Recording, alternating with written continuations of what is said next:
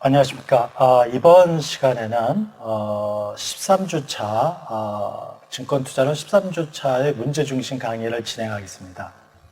우리가 본문 강의에서 이미 다뤘지만 13주차의 강의 주제가 이동평균 분석이었습니다. 그러니까 기술적 분석의 기법 중에 여러 가지가 있지만 크게 두 개로 나눈다면은 이동평균 분석인 것과 아닌 것, 이렇게 두 가지로 나눌 수 있다고 그랬는데, 지금 그 첫 번째에 해당하는 이동평균 분석을 문제를 만들어서 리뷰하는 그런 시간으로 갖도록 하겠습니다.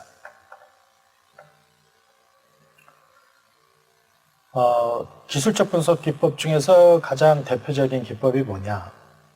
근데 추세 분석, 다우 분석, 공도표 분석, 이동평균 분석. 이거 추세 분석은 14주차에서 공부할 내용이고, 다우 분석은 시장 전체를 분석하는 기법이고, 공도표 분석은 이제 차트 분석하는 내용인데, 이동평균 분석 다 기술적 분석 기법이에요. 다 기술적 분석. 그 중에서 가장 대표적인 것은 바로 이동평균 분석이라고 했습니다. 그러니까 기술적 분석법에서 단 하나의 기법을 꼽으라면 이동평균 분석이 되어 있습니다. 이동평균 분석을 도입한 사람이 누구냐? 벤자민 그레이엄? 벤자민 그레이엄은 누구예요? 워렌 버핏의 스승이에요. 워렌 버핏의 스승. 그래서 가치 투자, 그러니까 벤자민 그레이엄은 가치 투자의 창시자예요. 워렌 버핏은 가치 투자의 대가고, 그러니까 가치 투자를 성공적으로 실현시킨 사람이죠.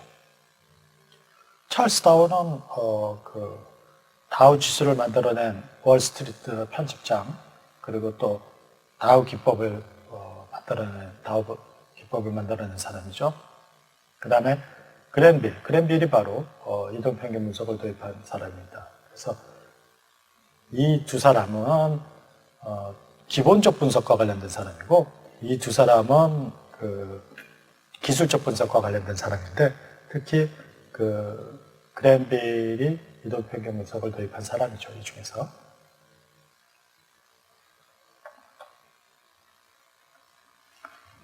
다음에 이동평균선에서 이동평균선에서 중기 이동평균선으로 보는 것은 어느 거냐? 이제 지금은 우리나라 증권시장이 일주일에 5일을 개장을 합니다. 옛날에는 6일을 했어요. 그래서 6일 이동평균선, 24일 이동평균선 뭐 이렇게 있었는데, 지금은 5일 기준으로 하기 때문에 5일 이동평균선 하면 일주일짜리 거고, 20일 이동평균선 하면 이제 4주 거예요. 4주 거. 그리고 60일 이동평균선 하면 이제 보통 한 석 달, 그러니까 20일 이동평균선 한 달치 뭐 이렇게 얘기하는데, 요 두 개는 단기고요, 단기. 그리고 요거는 중기 이동평균선이고, 120일 이동평균선, 이거는 이제 장기 이동평균선이에요. 지금은 이렇게 사용을 하고 있습니다. 옛날에는 200일 이동평균선도 있고 그랬었는데, 지금은 5일, 20일을 단기로 보고, 60일 중기, 120일을 장기 이동평균선으로 보고 분석을 합니다. 골든크로스 많이 들어봤죠? 꼭 주식 투자를 직접 해보지 않은 사람들도 골든크로스라는 얘기를 매스컴에서도 자주 쓰고 그러는데, 골든크로스를 이렇게 설명하고 있는 것이 뭐냐? 현재 주가가 단기 이동평균선을 뚫고 올라가는 거를 얘기해요. 골든크로스, 데드크로스 나오는 거는 현재 주가를 얘기하는 게 아니고, 단기 이동평균선, 중기 이동평균선, 장기 이동평균선, 이걸 얘기하는 거예요. 그러니까 현재 주가 얘기하는 거는 아니에요, 이미. 아닙니다. 그리고 단기 이동평균선이 중기 이동평균선을 뚫고 올라가는 경우. 이거네요, 그렇죠? 중장기 이동평균선을 뚫고 올라가. 중기가 단기를 뚫고 올라가는 게 뭐 의미가 있나요? 없죠. 왜냐면은 중기 이동 평균선은 단기 이동 평균선을 따라 움직이는 거예요. 따라 움직이는 거예요. 그러니까 누가 주도하는 거냐면 단기 이동 평균선이 주도하는 거죠. 물론 이제 그 단기 이동 평균선도 현재 주가가 주도하고, 그 다음에 단기가 움직이고, 그 다음에 중기가 움직이고, 그 다음에 장기가 움직이고, 이런 식으로 움직이는 거죠.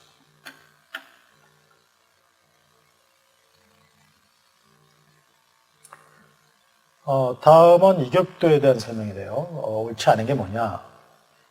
산출식은 현재 주가를 이동평균 주가로 나눈 것이다. 이건 맞죠. 그렇죠? 그래서 그 밑에 있는 것처럼 현재 주가가 만약에 이동평균 주가보다 크게 되면은 이 분수식 아닙니까? 분수식. 그러니까 분수식에서 분자가 더 큰 거니까 100보다 더 크게 되는 거죠. 현재 주가가 이동평균 주가로부터 얼마나 떨어져 있는 걸 나타내는 것이다. 그렇죠. 100보다 크면은 위쪽으로 떨어져 있다는 거고, 100보다 작으면은 아래쪽으로 떨어져 있다는 거예요. 높을수록 좋다. 이게 틀렸네요. 그죠? 뭐가 높을수록 좋아요? 높을수록 주가가 높다는 거죠. 그러니까 높을수록 좋은 거는 주식을 보유하고 있는 사람한테는 좋겠지만 주식을 살려고 하는 사람한테는 좋은 게 아니죠. 그러니까 이렇게 좋다 나쁘다는 기준은 일률적으로 말하기가 어렵죠. 그렇죠? 다만 살려고 할 때는 낮을 때 사는 것이 좋으니까 낮을수록 좋은 거고, 팔려고 할 때는 높을수록 좋겠죠. 이것도 좀 그렇겠네요. 그죠? 이거 설명하면서 보니까 산출식이 이동 평균 주가분의 현재 주가가 아니라 여기다 곱하기 100까지 해야 되네요. 그죠? 100까지 해야 돼. 옳지 않은 거. 그럼 현재 상태로서는 1번, 4번이겠네요. 그런데 뭐 여기까지 100을 포함을 시키면은 4번이 되겠습니다.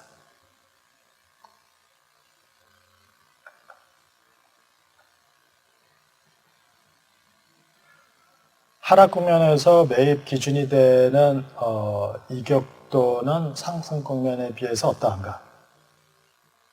그러니까 이렇게 이제 주가가 이렇게 상승을 해요. 주가가 상승을 할 때가 있고, 이렇게 이제 하락을 할 때가 있습니다.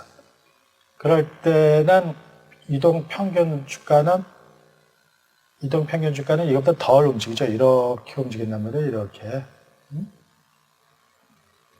이렇게 움직여요. 이게 이동 평균 주가고, 이게 현재 주가예요. 그럴 때 하락 국면에서 매입 기준이 되는 이격도는 이건 떨어질 거기 때문에 매입할 때는 좀 많이 떨어졌을 때 사라는 거죠. 많이 떨어졌을 때. 하락 국면에서는.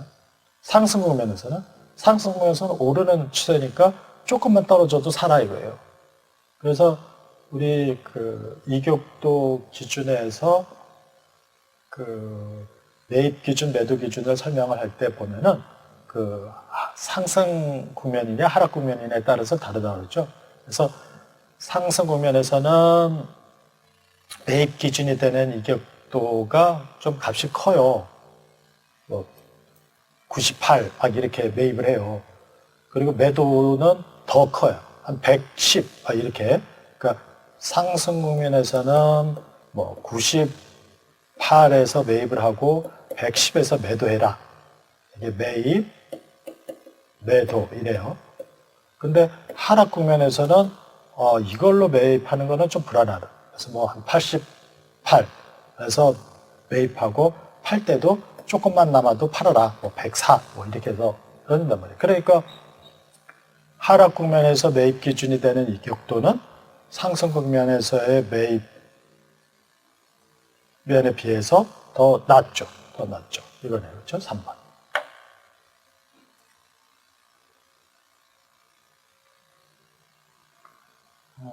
다음 중 그랜빌 투자 법칙과 이격도 분석에 대한 옳지 않은 설명이 잘못된 건 뭐냐 이거예요.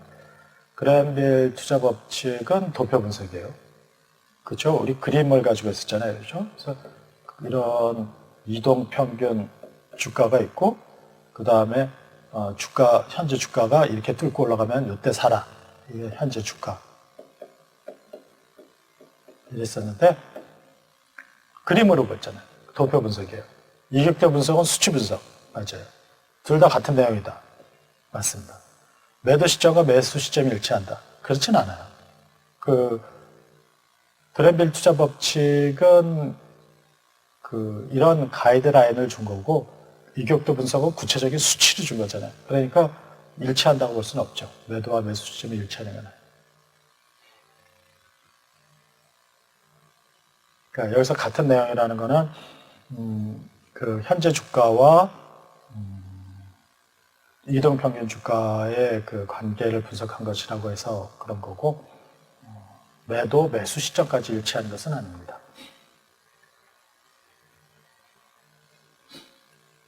거래량은 주가의 뭐고, 주가는 거래량의 뭐다라고 했었는데, 그러니까 거래량은 주가보다 먼저 움직여요. 그래서 선행지표고, 그 다음에 주가는 거래량이 움직이고 난 다음에 따라 움직이는 것 때문에 후행지표죠. 그림자라고 할 수 있습니다. 그러니까 답이 없네요. 그렇죠? 답이 없어요. 선행지표고 거래량의 후행지표다. 또는 거래량의 그림자다. 이래야 되는데 여기서는 정답은 없습니다. 역시계 방향 곡선의 그 횡축과 종축의 값은 우리가 역시계 방향 곡선이 이렇게 되어 있는데 여기가 거래량이고 여기가 주가라고 그랬어요. 그랬을 때 요거는 이동평균 거래량이에요. 그때 이동평균 주가고 이것도 그때 이동평균은 며칠간 기준으로 산출한 이동평균 값이냐? 20일입니다. 20일.